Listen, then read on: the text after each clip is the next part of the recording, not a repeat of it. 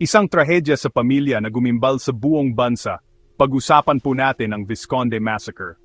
Noong Hunyo 30, 1991, tatlong miyembro ng pamilya Visconde ang brutal na pinaslang sa kanilang tahanan sa Parañaque City.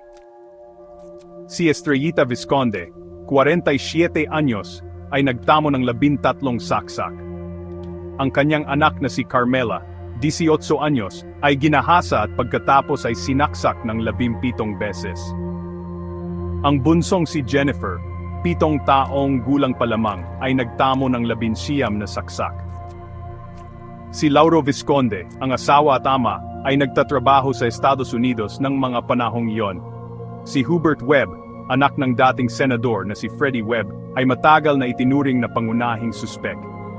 Iba pang mga maimpluwensyang tao ang nadawit din.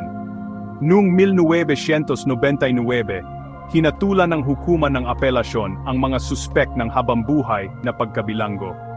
Subalit, sa isang nakagugulat na pangyayari, pinawalang sala ng Korte Suprema ang 7 sa 9 na suspek, kabilang na si Hubert Webb noong 2010 dahil sa kakulangan ng ebidensya. Ang Visconde Massacre ay nananatiling isang madilim na kabanata sa kasaysayan ng Pilipinas na nag-iwan ng mga tanong tungkol sa hustisya at pananagutan. Paano po ninyo natatandaan ang kasong ito? Ibahagi po ninyo sa amin sa mga komento.